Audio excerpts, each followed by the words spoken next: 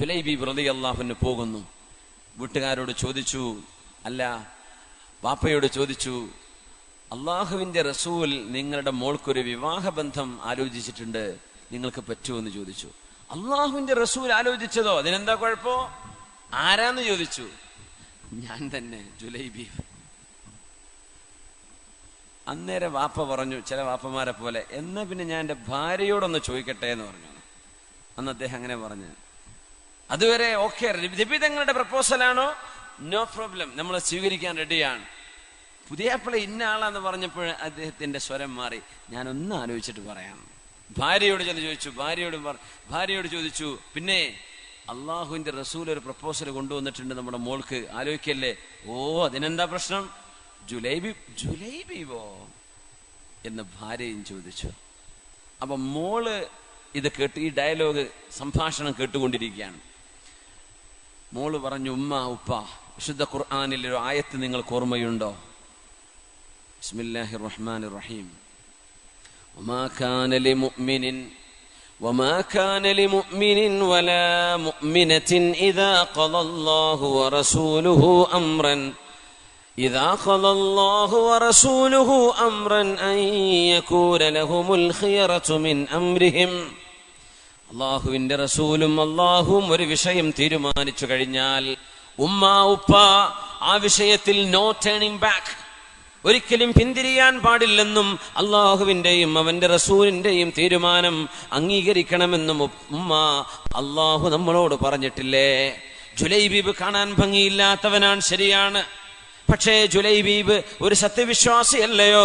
ജുലൈബീബിനെ എനിക്ക് വേണ്ടി ആലോചിക്കുന്നത് അള്ളാഹുവിന്റെ റസൂലല്ലയോ ഉമ്മ? അള്ളാഹുവിന്റെ റസൂലിന്റെ തീരുമാനം നമ്മൾ അംഗീകരിക്കണ്ടയോ? ആ ആയത്തിന്റെ പേരിലാണ് ആ മോൾക്ക് മാതാപിതാക്കളെ കൺവിൻസ് ചെയ്യാൻ പറ്റിയതെന്നാണ്. എന്നിട്ട് കല്യാണം കഴിച്ചു. റസൂലുള്ളാഹി സ്വല്ലല്ലാഹു അലൈഹി വസല്ലം തങ്ങളുടെ നിർദ്ദേശപ്രകാരം ആ പെൺകുട്ടിയെ ജീവിത സഖിയായി സ്വീകരിച്ചു ജുലൈബീബ് റളിയല്ലാഹു അൻഹു. പക്ഷെ അള്ളാഹുവിന്റെ തീരുമാനം മറ്റൊന്നായിരുന്നു കേട്ടോ. കല്യാണം കഴിഞ്ഞ് 1 മാസത്തിൽ താഴെ സമയമായപ്പോഴാണ് ജുലൈബീബ് റളിയല്ലാഹു അൻഹു ഒരു യുദ്ധത്തിൽ പോയി ഷഹീദാവുന്നത്. പക്ഷേ അള്ളാഹുവിനനുസരിച്ചു എന്ന വലിയൊരു ത്യാഗം ആ കുട്ടി അവിടെ ചെയ്തു. അള്ളാഹുവിന് വേണ്ടി അനുസരിച്ചു. അള്ളാഹുവിന്റെ ഇഷ്ടമെന്തോ അതവിടെ നടപ്പാക്കുകയാണ് ചെയ്തത്. ഇത് അള്ളാഹുവിന് ഇഷ്ടമാണോ, എനിക്കിഷ്ടമാണ് ഉമ്മ. അള്ളാഹു പൊരുത്തപ്പെടുമോ, എനിക്ക് പൊരുത്തമാണ്. ഒരു സത്യവിശ്വാസിയുടെ ജീവിതം ഇങ്ങനെയാണ്. അള്ളാഹുവിന് ഇഷ്ടമാണ്. ഒരു ബിസിനസ് തുടങ്ങുകയാണ്, അള്ളാഹുവിന് ഇഷ്ടമാണോ, എനിക്കിഷ്ടമാണ്. അള്ളാഹുവിന് ഇഷ്ടമല്ലയോ, എനിക്ക് ആ വരുമാനം വേണ്ട. ആ തീരുമാനം എടുക്കാൻ കഴിയലാണ് ഒരു സത്യവിശ്വാസിയുടെ ഈമാനിന്റെ അടയാളം. അങ്ങനെ അള്ളാഹുവിനുള്ള അനുസരണ, submission to the will of അള്ളാഹ്.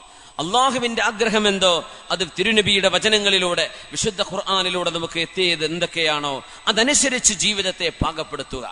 ഇതാണ് റമളാനിലെ നോമ്പിലൂടെയുള്ള അനുസരണയിലൂടെ അള്ളാഹു നമ്മെ പഠിപ്പിക്കുന്നത്. അള്ളാഹു നമുക്ക് ആ തരത്തിലുള്ള ഒരു ഇബാദത്തിന്റെ തൗഫീഖ് റബ്ബ് നമുക്ക് നൽകി അനുഗ്രഹിക്കട്ടെ.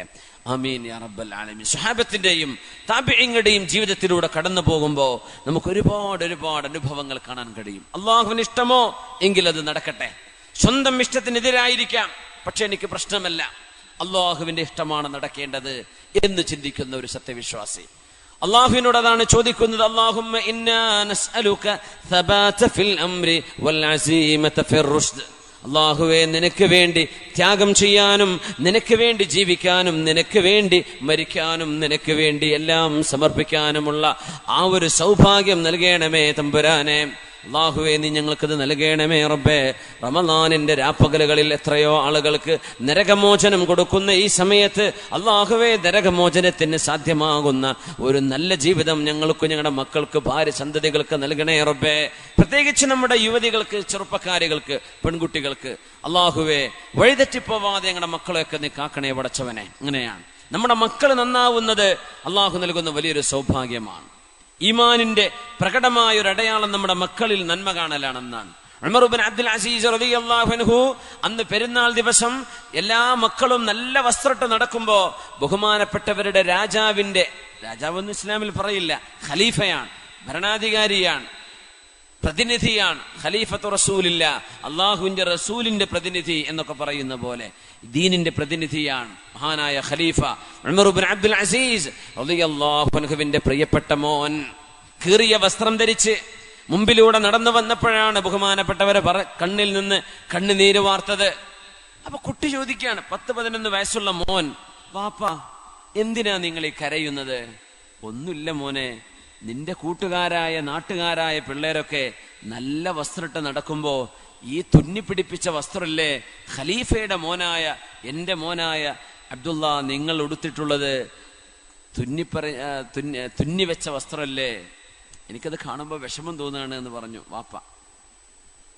കാരണം ഗവൺമെന്റിന്റെ പൈസയിൽ നിന്ന് ഒന്നും അനർഹമല്ലാത്തത് ഒന്നും എടുക്കൂല എന്ന് പറഞ്ഞ മഹാനാണ്, അത് ജീവിതത്തിൽ കാണിച്ച മഹാനാണ് ഉമർ ഇബ്നു അബ്ദുൽ അസീസ് റളിയല്ലാഹു അൻഹു. എല്ലാ ഖലീഫമാരെ പോലെ തന്നെ.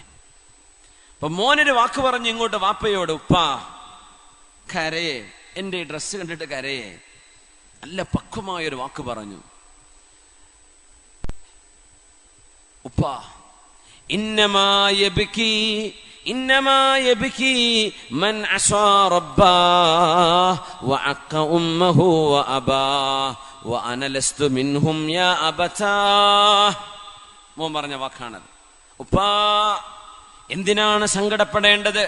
ഇന്നമാ യബ്കി മൻ അസാ റബ്ബാഹ്, തന്നെ സൃഷ്ടിച്ച സൃഷ്ടാവായ ഉടമസ്ഥനായ അല്ലാഹു, അവനെ അനുസരിക്കാത്തവരല്ലേ വാപ്പാ കരയേണ്ടത്, അല്ലാഹുവിനറിയാത്തവരല്ലേ കരയേണ്ടത്. വഅസാ ഉമ്മഹു വഅബാ, സ്വന്തം മാതാപിതാക്കളെ സങ്കടപ്പെടുത്തിയവനല്ലേ കരയേണ്ടത്, സ്വന്തം മാതാപിതാക്കളെ ധിക്കരിച്ചവരല്ലേ കരയേണ്ടത്, അല്ലാഹുവിനെ ധിക്കരിച്ചവരല്ലേ കരയേണ്ടത്. വഅന ലസ്തു മിൻഹും യാ അബതാ, ഉപ്പാ ഈ 2 പാതകവും നിങ്ങളുടെ മോൻ ചെയ്തിട്ടില്ല, അതുകൊണ്ട് എന്റെ വിഷയത്തിൽ എന്തിനാണ് ഉപ്പ സങ്കടപ്പെടുന്നത്? വാപ്പാക്ക് തിരുത്തി കൊടുക്കുകയാണ്, തിരുത്തുകയല്ല, വാപ്പയെ ഓർമ്മപ്പെടുത്തുകയാണത്. ये फैजान नजर था या मकतब की करामत थी, सिखाया किसने इस्माइल को आदाब फर्जंदी. ആരാണ് ഈ അനുസരണ നൽകുന്നത്? ഇത് അല്ലാഹു നൽകുന്ന സൗഭാഗ്യമല്ലയോ? നമ്മുടെ മക്കളിൽ ഈ നന്മ കാണുന്നത്, മക്കൾ അല്ലാഹുവിനെ ഇഷ്ടപ്പെടുന്നത്, നമ്മുടെ ജീവിതത്തിൽ അല്ലാഹുവിന് ഇഷ്ടമാകുന്നത്, നമ്മുടെ മക്കൾ അല്ലാഹ്ക്ക് എന്ത് ഇഷ്ടമാണോ അതുപോലെ ജീവിക്കുന്നത്, നമ്മളും നമ്മുടെ കുടുംബവും അച്ചടക്കത്തിൽ ജീവിക്കുന്നത് അല്ലാഹുവിന് ഇഷ്ടമാണ്, ഉള്ളത് കൊണ്ട് തൃപ്തിപ്പെട്ട് ജീവിക്കുന്നത്.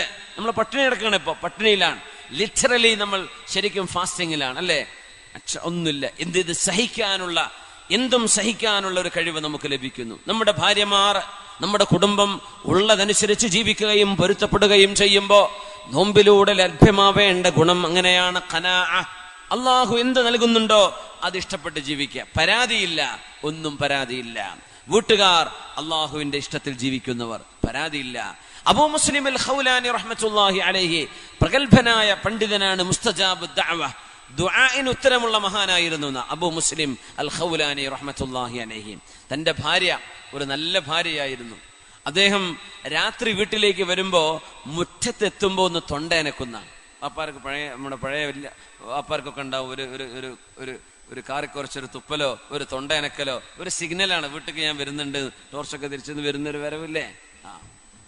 വാപ്പ മുറ്റത്തെത്തിന്ന് കണ്ടാൽ ഉമ്മ റൂമിൽ വിളക്ക് കത്തിച്ചു വെക്കും, വാതിൽ തുറന്നു വെക്കും.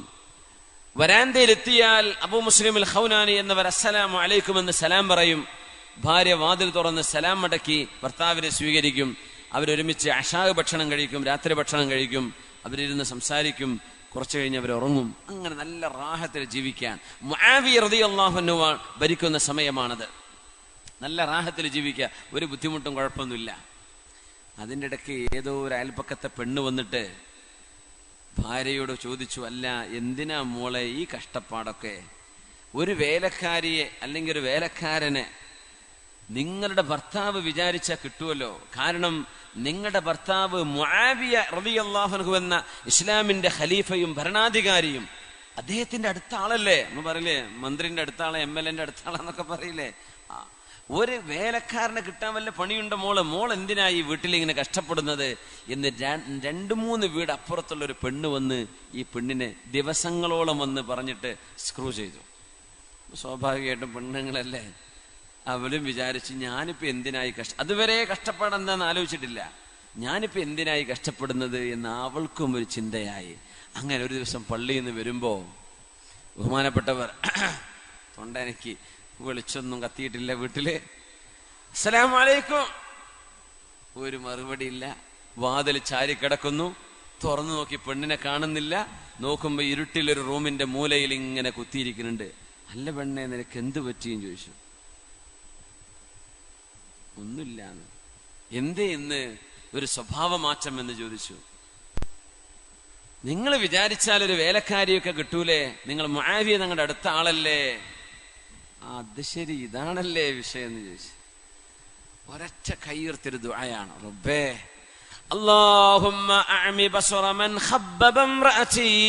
പടച്ചവനെ, എന്റെ പെണ്ണിനെ ആരാണോ പഴപ്പിച്ചത് അവളുടെ കണ്ണ് നിന്റെ കാഴ്ച നീ എടുത്തു കളയണമേ. ഒരൊറ്റ ദുആയാണ്. 4 വീട് അപ്പുറത്തെ പെണ്ണ് പറഞ്ഞു, മക്കളെ വിളക്ക് പോയല്ലോ മക്കളെ, ഉമ്മ കണ്ണ് കാണും. ഉമ്മ വിളക്ക് പോയിട്ടില്ല, ഉമ്മ വിളക്ക് കത്തുന്നുണ്ടല്ലോ മക്കളെ, ഉമ്മാക്ക് കണ്ണ് കാണില്ലല്ലോ. അസ്വാബത്നി ദഅവതു റജുലി സ്വാലിഹ്. ആ നല്ല മനുഷ്യന്റെ പ്രാർത്ഥന എനിക്ക് പറ്റിക്കാണും എന്ന് പറഞ്ഞ അവിടെ ഉള്ളൊരു മഹാൻ അബൂ മുസ്ലിം അൽ ഖൗലാനി തങ്ങളാ. എന്നെ ഒന്ന് കൊണ്ടുപോകും അദ്ദേഹത്തിന്റെ അടുത്തേക്ക്. കൈപിടിച്ചു കൊണ്ടുവരാൻ. കണ്ണ് കാണുന്നില്ല, കണ്ണിന്റെ കാഴ്ച ഇൻസ്റ്റന്റ്ലി ഓൺ ദ സ്പോട്ടിൽ പോയി. അങ്ങനെയൊക്കെ അള്ളാഹു ഉത്തരം കൊടുക്കുന്ന ആളുകളുണ്ട്. പറഞ്ഞാൽ ലൗ അഖ്സമ അലല്ലാഹി ലഅബറ. അങ്ങ് പറഞ്ഞാൽ അങ്ങ് സംഭവിച്ചേക്കും. കണ്ണിന്റെ കാഴ്ച അങ്ങ് നഷ്ടപ്പെട്ടു. കൈപിടിച്ചിട്ടാ മക്കൾ കൊണ്ടുവന്നത്. ശൈഖ് അവറുകളെ, തെറ്റുപറ്റിപ്പോയി, മാപ്പാക്കണം. എന്തേന്ന് ചോദിച്ചു. നിങ്ങളുടെ ഭാര്യയോട് ഞാൻ ഇങ്ങനെ പറഞ്ഞിരുന്നു, അതാണോ എനിക്കൊരു നിങ്ങളുടെ പ്രാർത്ഥന പറ്റിയോ എന്നൊരു പേടി. എന്റെ കണ്ണിന്റെ കാഴ്ച ഇപ്പൊ നഷ്ടപ്പെട്ടതാണ്.